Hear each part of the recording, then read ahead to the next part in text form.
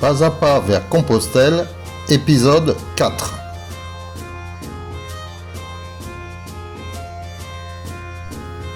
Étape 14, la Salvetta sur Agou à Angles. 20,9 km, dénivelé positif 494 mètres, négatif 436 mètres. Bonjour les amis, voici le bivouac où nous avons passé la nuit. Rien de spécial, nous étions seuls sur un très grand parking. Aujourd'hui, notre marcheur se transforme en petit chaperon rouge. Et oui, il pleut, mais plein de courage, il y va. Petit coucou du matin. Dans la vie des animaux, ce beau petit chien que j'aurais bien emmené avec moi. C'est une source bien aménagée à la sortie de Salvetta. Je fais le plein d'eau. La Salvetta, elle a mis le sud en bouteille, mais pas le sel. Après une sortie un peu difficile de la ville, travaux et balisage un peu légers, merci pour ton aide, petit GPS. Je me retrouve dans cette belle campagne en fleurs. Il fait gris et il pleut légèrement, mais toutefois c'est quand même très agréable.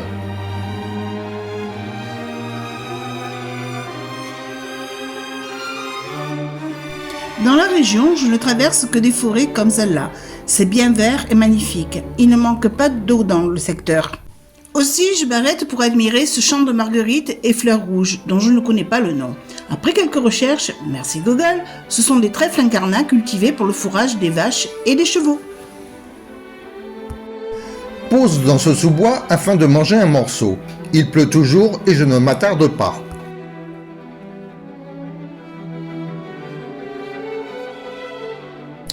Petite maison forestière rénovée et bien rangée.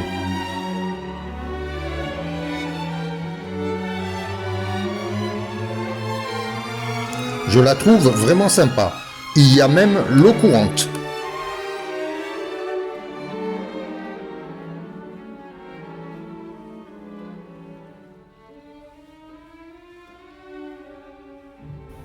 Je poursuis mon chemin par cette petite route jusqu'à Angles.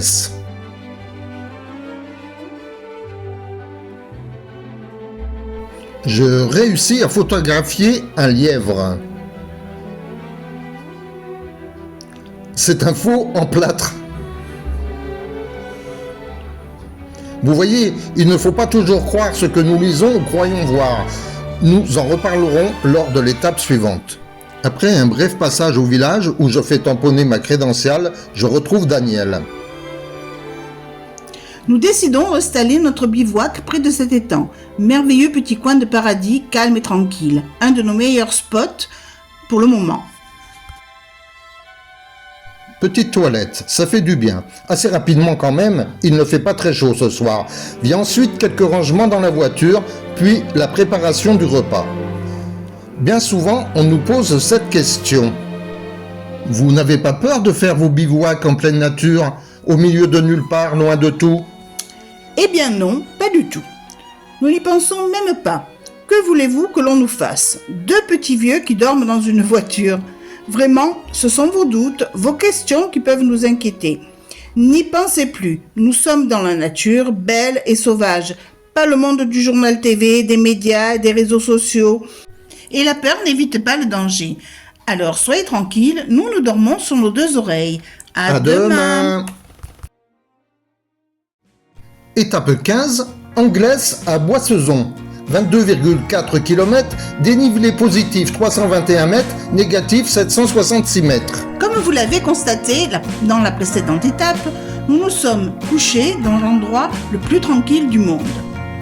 Donc, comme nous l'avons expliqué hier, nous dormons tranquilles, sans crainte et sur nos deux oreilles. Surprise! Quand au petit matin nous ouvrons les yeux, une vingtaine de pêcheurs étaient là, autour de nous. Voitures, canne à pêche, casse-croûte, café, etc., etc. Imaginez le tableau. Je sors en slip de la voiture, les cheveux en bataille, les yeux à peine ouverts. Bonjour messieurs dames. Je rencontre Robert. Il m'explique qu'il lâche des truites le jeudi et que samedi, dimanche et jour férié, ils ont droit à 5 truites par jour et par personne. Puis il rentre à la maison. Il m'en offre 2. Avant de reprendre mon chemin, je m'empresse de les vider et nettoyer dans un petit ruisseau à proximité de notre bivouac. Je viens de prendre mon petit déjeuner et l'eau est très froide, ça réveille.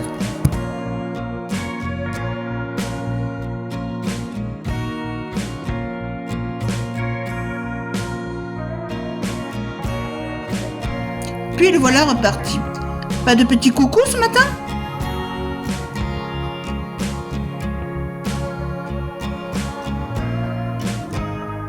Il ne fait pas très beau, mais nous avons le bonheur et le soleil dans notre cœur.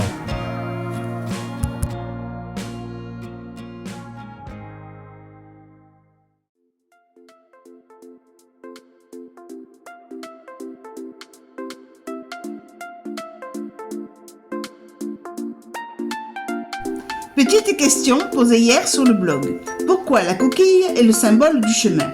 Alors, recherche sur Google, heureusement qu'il est là celui-là. Dès l'Antiquité, la coquille Saint-Jacques était utilisée pour protéger le peuple de la sorcellerie et des maladies. C'est à travers les légendes que la coquille s'est imposée comme attribut de l'apôtre Saint-Jacques. À leur retour du tombeau de Saint-Jacques, les pèlerins fixaient des coquilles à leur cape en l'honneur de l'apôtre. Et elles en sont le symbole de leur long périple.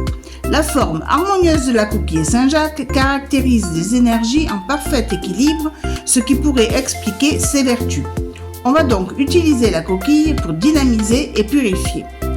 Voilà, on se couchera moins bête ce soir.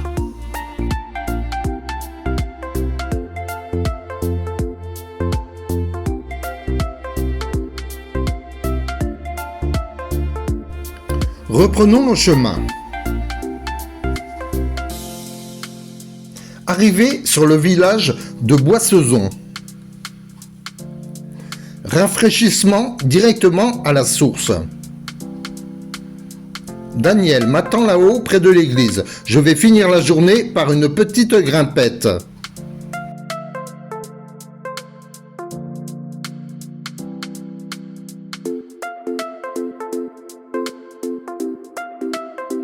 Passage dans un petit hall place de la mairie.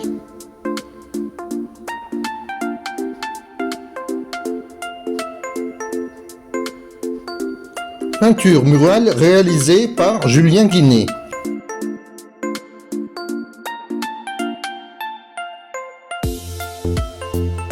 Je trouve sympa la déco de ce hall.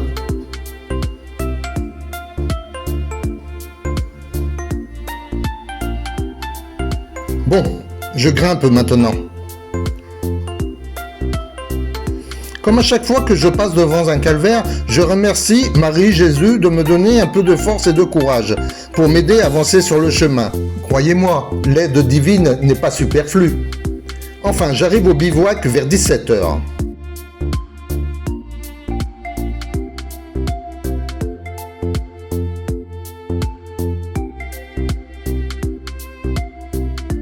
Je décide d'assister à la messe de 18h, peut-être pour purifier mon âme.